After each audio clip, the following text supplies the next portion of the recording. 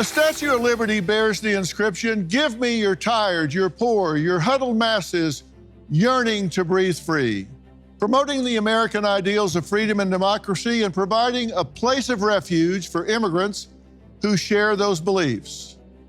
But has America, the melting pot, finally boiled over? Is word out that our streets are paved with taxpayer-funded social services instead of gold? And is that why millions of immigrants are now using loopholes in asylum laws to enter the U.S. under this administration? 10.5 million people have come across the border and 2 million have escaped. Many, when they're here, are being funded by taxpayers. This migrant is telling people our borders are open for everyone and singing about how he doesn't like to work because of allergies and taunting America, saying, "I live off taxes you pay monthly." This man says he's been living in a hotel in New York for 2 months, receiving 3 meals a day, is having Medicaid processed, was given lawyers to help with his asylum application, and even got plane tickets for him and his family to fly to Phoenix from New York, all free of charge to him. These 2 men have been staying in a hotel for 2 months and just received a 2-month extension, 3 meals a day included. At least they were polite enough to thank President Biden for his support, but they should be thanking you and every single U.S. citizen instead. A recent estimate reveals the U.S. is spending up to $451 billion a year on migrants. That is almost equal to the 2023 federal budget set aside for homeless and low-income Americans, $522 billion. Now, tonight, we're asking, should our great nation continue to be a shelter for the rest of the world when so many American citizens are suffering?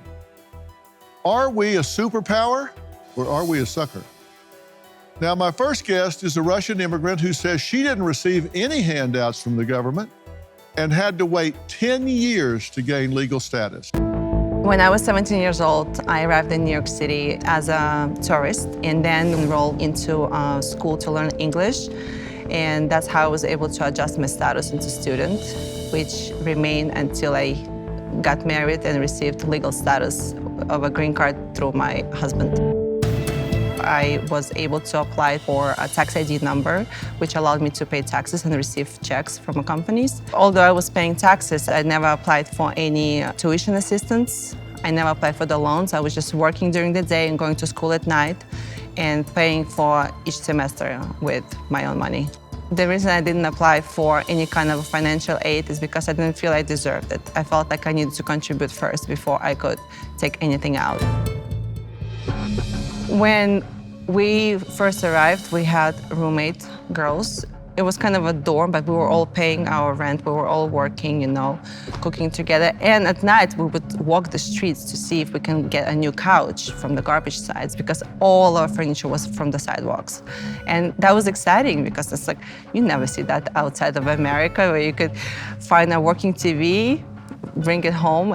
Everybody goes through a journey to become a citizen in America, and I'm very thankful for mine because it took a very long time, and it taught me a lot of things, and it taught me patience, gratitude, and it made me very patriotic for this country.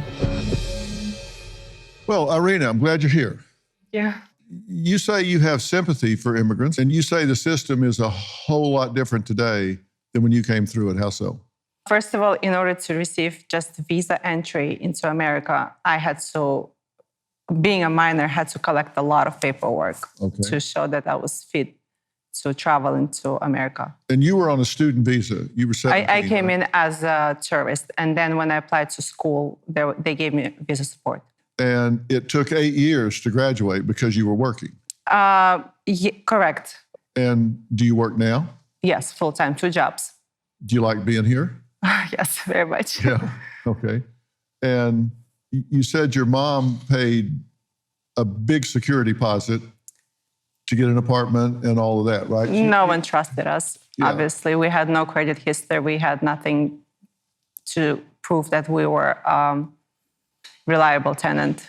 So you had to pay 4 times. Yes. And Irena says when she came to the U.S., she was just happy to be here and felt like she needed to earn her keep. And she says she's seen tons of scooters and mopeds outside of migrant shelters and wonders who's providing those. This is the school building where my children attend private school.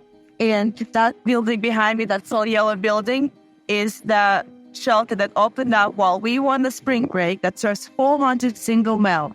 I have witnessed police cars there very often.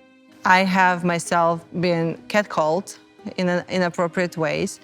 I've seen 2 members of that shelter around the corner drinking beer and one of them vomiting on the sidewalk.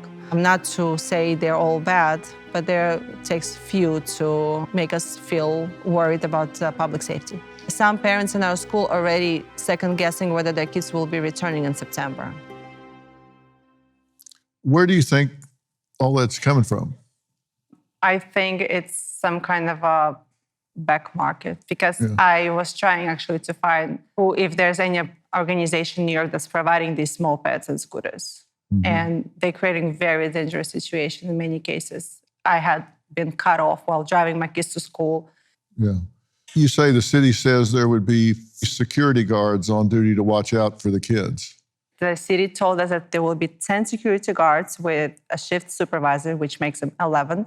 There would be 16 social workers and some maintenance workers. So full amount of staff would be about 30 to 40 people per shift, but only 10 security guards who are also not armed. They have a whistle maybe. You know, I actually work with the NYPD some, and I was on patrol with them, and we were at the largest shelter there out in the Bronx. Oh. And the mopeds and scooters and stuff lined up outside that shelter. There were just long lines of them. And the shift supervisor we were with said he thought it was stolen for some reason. And they ran the plate, and instantly the guy jumped off of it and just took off running across the park. And sure enough, it was stolen. And this is how savvy they are. He said, if you see 2 people on a moped, bad sign. Yes. Because one is the driver and the other is the snatcher. Yes. Do you know that? I could tell that somebody in my family was a witness of a crime happened to a coworker right in front of them as they were walking across the street. Yeah. Moped pulled in. I think they pushed him to the ground, grabbed his chain, and jumped on the moped and left. Yeah. It's very common. You hear this every day.